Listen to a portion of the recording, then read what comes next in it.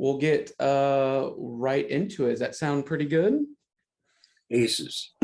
Aces, here we go. Welcome everybody to the Celebrity Hour podcast. I am Bryan Kluger and I have a fantastic show for you today.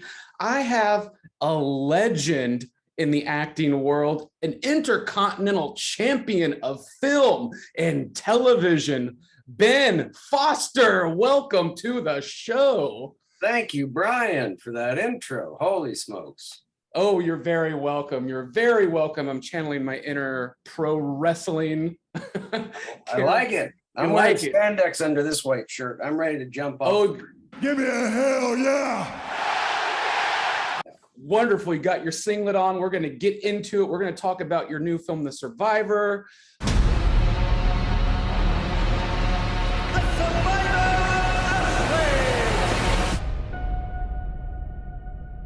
The article you wrote about it, a few other things, but first, like in The Sound of Music, we have to start at the very beginning. Nice. Where did it all start with you, Ben, in the acting world? What was there something that you watched on your parents' television that sparked that interest? Where did it all begin for you in acting? Oh, we're fans first, right, Bryan? You know, we watch TV or we go to a play or watch a movie. My parents were and are cinephiles, which they introduced me to movies but to say where it started was probably very young, at school, seeing a school play and being so taken with the dream, getting caught up like we all do, hopefully. You watch something, you're just swept into the moment and the desire to be a part of that feeling. Do you remember your first school play and what character you played? Well, I mean, the first play, I don't even remember what the first play was. I saw Midsummer's Night Dream and was, I think I was 8 years old, and went back many times, well past probably a healthy amount, and just found my way into the back of the theater and just said, how can I be a part of this? So I'd paint sets and I'd move boxes around the back and would slowly get a line and built up from there. And as I got older, got a few more lines here and there and saw more films and just got swept up in storytelling. Right. Yes, you did. And your performances over the years, from everything from Freaks and Geeks to 6 Feet Under to the most recent Hustle movie on Netflix and this one, The Survivor, you just have this wide dynamic range of just pulling these characters and bringing them to life on screen. And somebody like myself who was raised Jewish, had a bar mitzvah, and was in theater and film at a young age, I used kind of my theater and film crafts learning in classes at my bar mitzvah at such an early age of being in front of people and using that. Did you find yourself doing that when you had your bar mitzvah, using some of those skills that you learned over the years? Well, the bar mitzvah is such an incredible rite of passage, and so I don't know if I could consciously say that I applied what I was learning or experiencing as a youngster. It was incredibly intimidating. And I forget what my Haftorah was at this point. What was it, like 22 pages of Hebrew, and my grandparents were there, and my nana escaped from Romania, and the ritual of that transition. I remember clearly the feeling of it. Because there is an element of theater to any kind of religious transition or ceremony. be it in a church or a temple, there are certain lights and stained glass windows, which could be akin to what they do in the theater with theater lights or film. So I can see the connections. But making work personal, it is something that the closer that I can get to the material, the less I suppose fear goes away when one feels in service of something, and a bar mitzvah is in service of transition.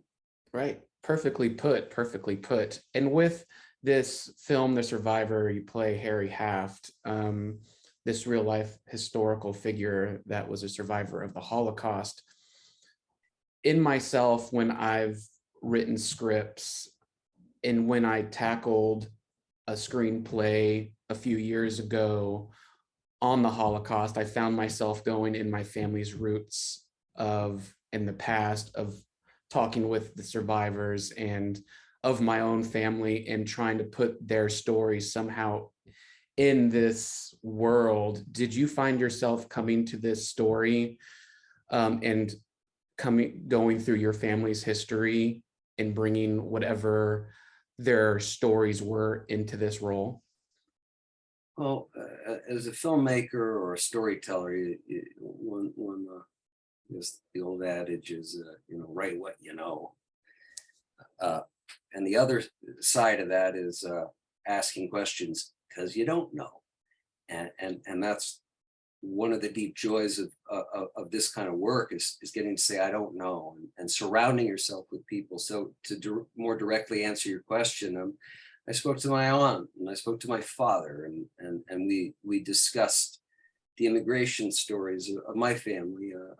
My grandfather on my father's side came from the Ukraine, and he was first generation. My grandfather, my nana came over from Romania, but that was in the early to mid 20s, and they were escaping the pogroms from being assassinated, and they were hiding in the basement of a neighbor, and they were able to get their visas and get on a boat and come to America. And so I suppose the generational trauma and beyond trauma, the fortitude is what makes up our country. And it's something that I hold very near and dear to my heart.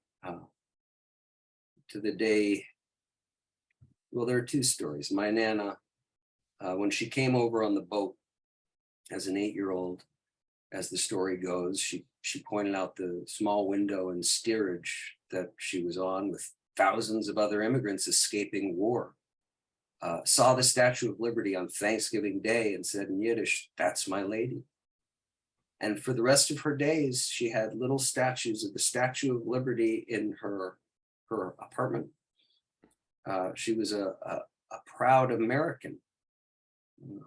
And on the other side, she would listen to American radio. She had a radio, little one, that she'd keep under her pillow, and she listened to it every night, because the music on that radio kept her from the memories of hearing the boots above looking for her and her family to eliminate them. And those memories never went away. So I carry her with me, and I carried her with me through the filming of this story, through further exploration. And as you spoke with your family members who were directly connected to the camps, I just spent time working with the Shoah Foundation. And I listened to hours and hours and hours of testimony. And though their stories vary, there are consistencies that I found and find incredibly hopeful. No, you're very right. And that's what I love about The Survivor, is that, like the Shoah Foundation and even the documentary by Claude Lanzmann, Shoah, the film The Survivor kind of explores and navigates the trauma that people bring through generations. and their shell shock and PTSD. And I love that about this movie because that's kind of what it's all about, I think. Would you agree with that? 100%. And it's not just the Holocaust. Right. It is the immigrant story of those escaping war and trying to find safe harbor. But it doesn't stop once you get off the boat, off the plane. You're still carrying your past with you. And how do we confront that? How do we look at that? How do we find healing in that in order to protect the next generation? Not from not discussing it, but finding ways to talk about it in a way that doesn't further traumatize them. So many children of survivors that I've spoken to thought their parents hated them because they wouldn't talk about where they came from. And feeling this sense of maybe being unlovable or unworthy or not strong enough or good enough for this shadowy past is not a healthy way to live. And it will keep being passed down unless we talk about it. And hopefully a film isn't prescriptive. It's not lesson teaching, but it does provide an opportunity to talk about things. Yes, totally agree. And I want to bring up your article that you wrote about starring in this movie and being a part of it.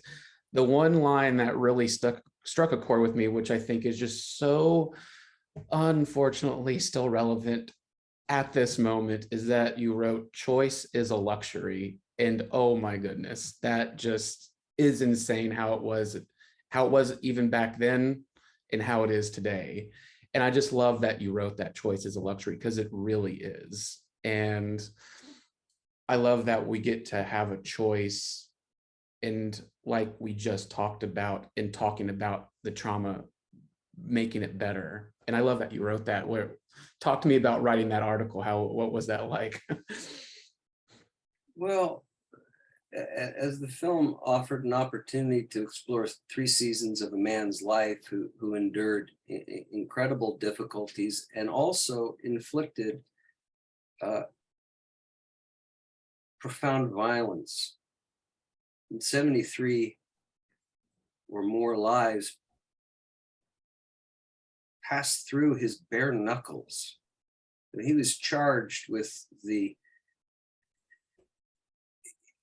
incomprehensible task of fighting his fellow Jews to the death for the entertainment of the Nazis. Then to escape a death march, to arrive in America and try to find a new life. When I read about the Ukraine, I, of course, am reflecting on my own family's heritage, and I felt compelled to, well, 2 things, I suppose. I want to talk about my Nana. I want to talk about my family and share that, and how it guides and has guided and influenced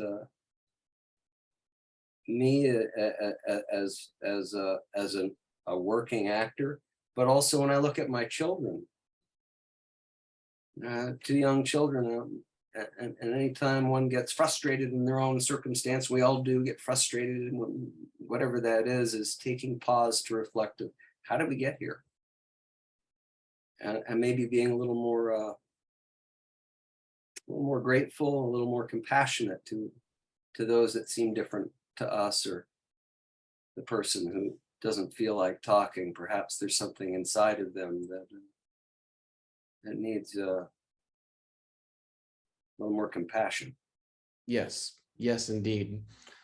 Switching little emotions here. I liked that some of the film, especially during some of the training sequences with DeVito, where he told you you were eating ham, and your response to that in the movie was so great and so refreshingly comedic that everybody needed to laugh, up until that moment. I mean, being at that table with so many great actors, including yourself, is there a lot of improv and what was happening on the set? And, eating is like, that's ham, like that was such a great, refreshing moment. It's classic Barry Levinson. Yes. It's where do we spend most of our time if we're lucky enough? It's at a table with people we love. It could be a family we have chosen, or it could be blood relatives. In this circumstance, Harry is sitting with a new family of sorts. And Barry encourages improv, and in between takes throughout the shoot, he was telling Jewish jokes, and to entertain and lift the spirits of the crew and the cast, and work marvelously. And to that point, Bryan, there's one joke that he kept telling, and he just enjoyed telling it. He's like, do you ever hear the joke about the mother and his son and we'd all howl, but at the end of the film, as written, and you've seen the picture, and without too many spoilers here, Harry has gone through confronting a bit of his past, and is going to return to his wife. And as written, he's just going to go walk, sit down next to her. And though they've gone through many difficulties in this relationship, they hold hands and they look out into the sea, as written. But right before we rolled, Barry leaned into me. He's like, "You remember that joke about the hat?" Yeah. I was like, "Yeah." He's like, "Tell Miriam about the hat." I said, "All right." And we had 2 cameras, and we rolled. We didn't rehearse. I didn't tell Vicky, who plays Miriam, Vicky Creeps, that I was going to tell her a joke. I just told her the joke that Barry had been telling, and for whatever reason, we just burst into laughter, and that laughter became a catharsis that she and I needed, and Harry and Miriam needed, and hopefully the audience. It speaks to not only a Jewish joke, but the impossible question of what is this life? What is enough? What is choice? And it can be ridiculous, and it's okay to feel ridiculous in that reflection. It is, and it was a perfect chef's kiss. I could talk with you for about another hour about everything. I've got to wrap this up, so hopefully we can talk again at a later date. My last quick fun question for you. You're obviously a cinematic aficionado. Are there any particular scenes in movies that have always stuck with you that have helped shape your creative life? Golly, so many. It's a fun question. It's so many. I suppose the one that comes to mind is Peter Sellers in Doctor Strangelove. Yes. And it's hard to pick a scene or a character of the 3 that he played. You mean people could actually stay down there for 100 years? It would not be difficult, my Fuhrer. Nuclear reactors could... I'm sorry, Mr. President. Nuclear reactors could provide power almost indefinitely. Well, one could imagine the German Nazi giving advice, trying to keep his Mon Fuhrer can walk out of the wheelchair. It is one of the great moments of comedy in pain. Yep. And an M. Night Shyamalan type twist when he gets up, just like, what is happening? Or Colonel Mandrake, the scene of Colonel Mandrake talking about man's essence. I mean, these are scenes that the absurdity of being a human being some days, I certainly would prefer to laugh than not. And I believe Barry, to circle back, was able to incorporate some of these idiosyncratic ambiguities of the human animal into the survivor. And Peter Sellers has always been a great inspiration to me. Well, thank you so much. He has to me too. I've had a lovely time talking with you about The Survivor. Thank you again. Hopefully we'll talk very soon. And yeah, have a great rest of the day. I appreciate you, Bryan. You too. Have a good afternoon. You too. Thanks, man.